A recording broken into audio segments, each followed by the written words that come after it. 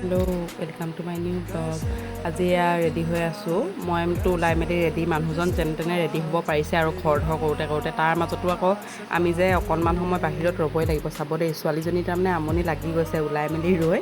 এনেকৈ আকৌ ৰাস্তাত ৰৈছোঁহি। অকণমান সময় ওলাই ৰওঁ, অকণমান সময় ৰাস্তাত ৰওঁ, মানে তাৰপিছতে আহি পিনি আপুনি ইমান লেজি যদি এনেকৈ কৈ দিব আৰু তাৰপিছতে একদম খৰ ধৰকৈ ওলাই আহে আৰু তাৰপিছতে আহি মিঠাই চিঠাই ল'লোহি। আৰু এয়া আহি আছোঁ ক'লৈ, সেইটো নক'লোৱে নহয়। এয়া খোৱাং চাৰিআলিত আহি আছোঁ।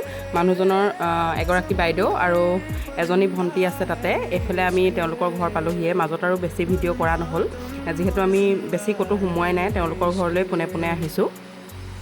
এয়া আহি পালোহি। বাইদেউ আৰু ভণ্টি দুয়োগৰাকীৰে ঘৰ ওচৰা ওচৰিকৈ আছে। প্ৰথমতে এয়া ভণ্টিৰ ঘৰতে সোমাই গৈছোঁ, কাৰণ প্ৰথমতে তেওঁলোকৰ ঘৰটোৱে আছে। পাহি মাতচোন। আহি পাই বহুত কথা বতৰা হ'ল আৰু চাহ তাহ খালোঁ। তাৰপিছতে অকণমান সময় আকৌ কথা বতৰা পাতিলোঁ, যিহেতু বহুত মাহৰ পিছত লগ পাইছোঁ। আৰু এয়া বাহঁতৰ ঘৰলৈ বুলি চাহ খাই ওলাই আহিছোঁ আমি। নিধিক দেউতাকে এয়া পিঠিত লৈ গৈছে। বাহঁতৰ ঘৰলৈ আহি আছোঁ। পানী বটল, ইমান বেগ লোৱা জীয়ৰী ছোৱালী এনেকৈ পিঠিত উঠি আহিলে বেয়া লাগে। বেগো লৈ আহিছে এইফালে। বলক।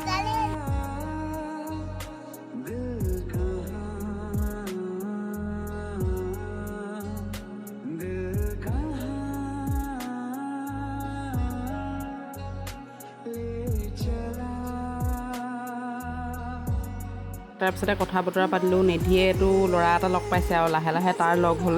আপোনালোকক বাৰু পিছত ভিডিঅ' এটা দেখাম দেই। তাৰ লগতে খেলি থকাৰ নিচিনা হ'ল বাহঁতৰ ঘৰত থকা গোটেই সময়খিনি।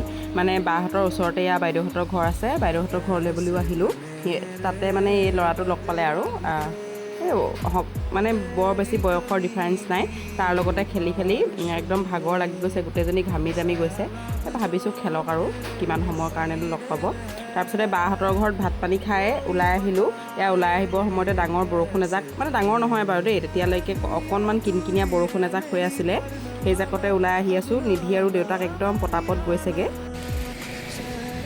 মই আহি আছোঁ লাহে লাহে। দৌৰ মাৰিবলৈও দিগদাৰ হৈছে। তেতিয়াই লৈ তিতি গ'ল। ভালেই লাগিছে বৰষুণত তিতি। বহুত দিন বৰষুণত তিতা নাই। মইতো বৰষুণত তিতি ভালেই পাওঁ। নিধিয়েও পিছে বৰষুণত তিতি ভাল পায়, পিছে গাটো বেয়া হ'ব বুলি তিতিবলৈ নিদিয়াকৈ পতাপত লৈ গ'ল। তিতিলে বাৰু অকণমান, মইতো তিতিয়ে গ'লোঁ পূৰা।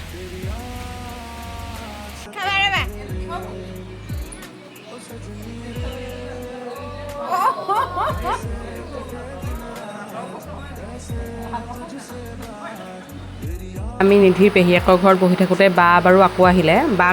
বাহঁতৰ ঘৰত থাকোঁতে ভিডিঅ'ত উঠোৱাই নহ'ল, মানে কথা বতৰা পাতি থাকোঁতে সেইটো সময় গ'লগৈ। আৰু নিধিয়েও যে এনেকৈ খেলিবলৈ ল'লে, পৰিব ধৰিবনে বুলি চাই থাকোঁতে মানে সেইটো উৎপাততে মানে এনেকৈ ভিডিঅ' চিডিঅ' কৰিবলৈ বুলি মোবাইলটো উলিওৱাই নহ'ল। তাৰপিছতে এই আলহী যে আছিলে, আলহী অহাৰ কথা বাৰু কোৱা নহ'লে। ভণ্টিহঁতৰ ঘৰতে আৰু এটা পৰিয়াল আহিছিলে। তেওঁলোকে যাবলৈ লৈছে আৰু আমাৰ লগত অকণমান কথা বতৰা পাতি থৈ গৈছে। তেওঁলোকক বাৰু লগ পালোঁ। বাহঁতৰ ঘৰলৈ যোৱাৰ আগতে লগ পাই কথা বতৰা পাতি আমি গৈছিলোঁ। আৰু এয়া তেওঁলোক যাবলৈ লৈছে। নিধিকো কাপোৰ কানিকেইটা সলাই মই অকণমান ৰেষ্ট কৰিবলৈ দিলোঁ, নহ'লে আকৌ তাই ভাগৰো লাগি গ'ল বহুত বেছি আৰু ঘামি জামি মানে কিবা হৈ গ'ল। আৰু কাপোৰ বাৰু লৈ আহিছিলোঁ, জানোৱে নিধিয়ে মানে কাপোৰ লেতেৰা নকৰিলেও মানে ঘামি যায় এনেকৈ দৌৰা ভাগৰা কিবা কিবি কৰোঁতে, খাওঁতে মেলোঁতেও কেতিয়াবা পেলায়। তাৰপিছতে আলহী গ'ল। আমি বাও যিহেতু আছিলে, বাৰ লগতে চাহ খালোঁ।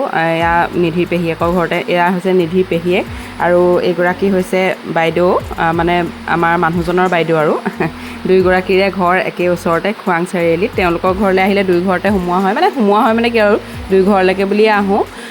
বহুত দিনৰ পিছত লগ পাই ভাল লাগিল তেওঁলোককো। আকৌ কেতিয়া লগ পাওঁ নাজানো। দীঘলীয়া ছুটি বুলিয়ে তেওঁলোকৰ ঘৰলৈ আহিম বুলি আগতেই ভাবি থৈছিলোঁ মানে। আৰু বিহুকেইটাত আহোঁতেতো লগ পোৱা নহ'লে আমি, আৰু এতিয়া ঢেৰ কথা বতৰা পাতি লৈছোঁ আৰু এনেকৈ কিবাকিবি ভিডিঅ' কৰাৰ কথা, কিবাকিবি কথা। আৰু নিধিৰ মানে পেহীয়েকৰ লগত জমনি এটা কেতিয়াবা হয়। এয়া পেহীয়েকক যে দেউতাকে নাম কাঢ়ি মাতে, কেতিয়াবা নিধিয়েও মানে তেনেকৈ নাম কাঢ়ি মাতিবলৈ বিচাৰে, চিবতি এনেকৈ কয়। আৰু সেয়া নিধিৰ মানে পেহীয়েকৰ লগত সম্পৰ্কটো অকণমান বেলেগ আৰু, খুব কম লগ পাই যদিও এনেকৈ নাম কাঢ়ি কেতিয়াবা মাতে। তাৰপিছতে খুব ডাঙৰ বৰষুণ হৈ থাকিলে আৰু বৰষুণ জাক, সেই জাককে চাই মানে মই ভাবি আছোঁ ঘৰলৈ কেনেকৈ যাওঁ। আমি যিহেতু বাইকত আহিছোঁ, আৰু তাতে মানে আমি তিতিলেতো একো নাই, বৰষুণত তিতিবলৈ ভালেই লাগে, কিন্তু ইমান দূৰ মানে বৰষুণত তিতি গ'লে বেয়া লাগিব আৰু নিধিকো বৰষুণত তিতাব নোৱাৰি।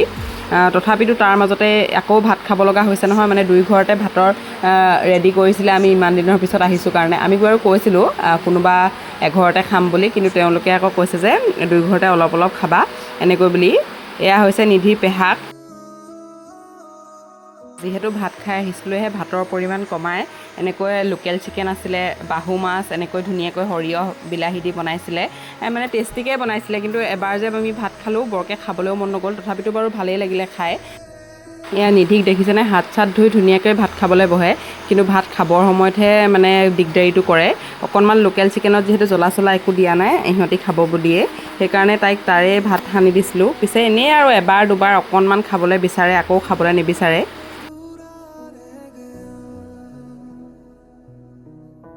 ভাত পানী খাই আজৰি হওঁ মানে 6মান বাজিয়ে গৈছে আৰু 7মান বাজিবই হৈছে।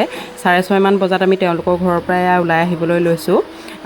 বৰষুণ যাক মানে কমিলে আৰু তথাপিতো নিধিক এনেকৈ জিল এটা পিন্ধাই লৈছোঁ মূৰত। আপোনালোকে এইটো বুদ্ধি জানে নাজানে নাজানো বাৰু।